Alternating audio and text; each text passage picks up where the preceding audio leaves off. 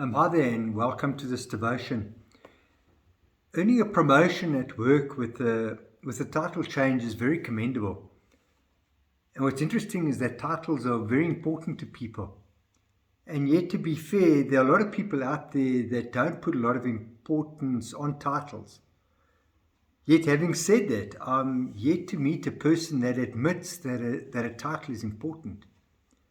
And over the years, I've noticed that people stay in their place of employment and even forego a salary increase just for a title change. And as sad as it might sound, it works. And employers use this as incentives to retain staff. And what is more, not all titles are given.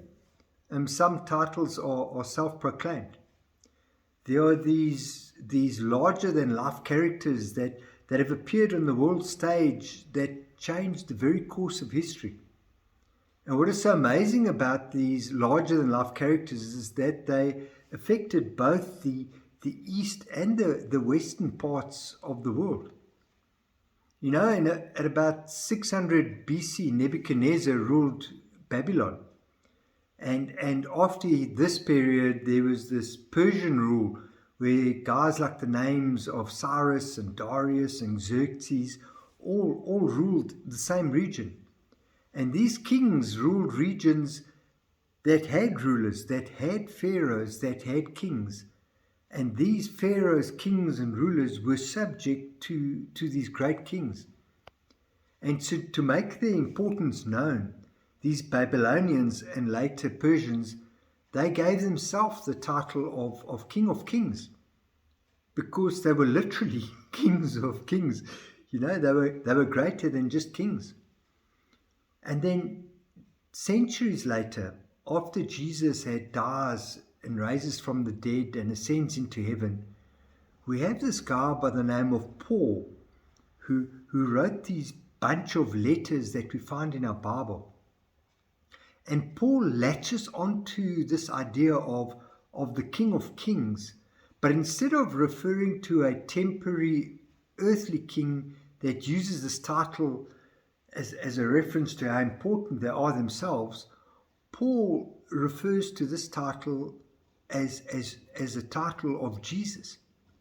And in his first letter to a young Timothy, he ends off this letter by reminding Timothy that he has to be different from those who are around him. He has to be different from those who live for riches and materials wealth. So Paul gets all excited in this letter in 1 Timothy and he tells Timothy to run away from arguments about these misuse of God's word and supposes that we should go after wealth. And Paul encourages Timothy to run from that. And he must get away from it. Paul tells Timothy that instead of chasing after that, he must pursue things like righteousness and godliness and faith and love and patience and gentleness. Paul tells him that these are the things that are not valued by the world, but are very valued by God. And then he tells Timothy that the pursuit of these very things, like I said, righteousness and godliness and faith and love and patience and gentleness, the pursuit of these things is how you fight the good fight of faith. And that is going the way of God, which is against the way of the world. And Paul says it's not easy.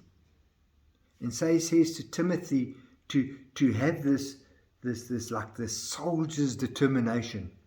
He calls Timothy and ultimately you and I to be fighters, to fight the good fight of faith, to fight where so many lose a battle here and there as we might do, but we will carry on fighting. And since Paul calls Timothy to a difficult battle, he has to go on and explain to him that he's fighting this difficult fight for a great God. And not only a great God, but he goes on to explain that he's fighting for Jesus.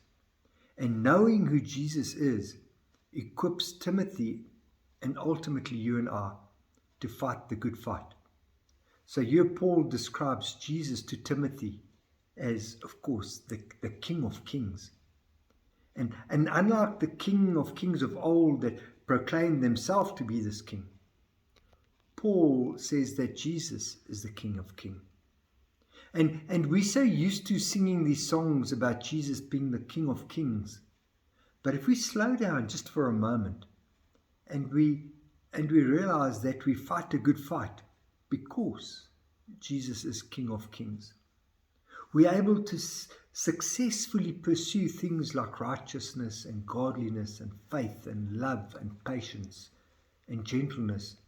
Why? All because Jesus is the King of Kings.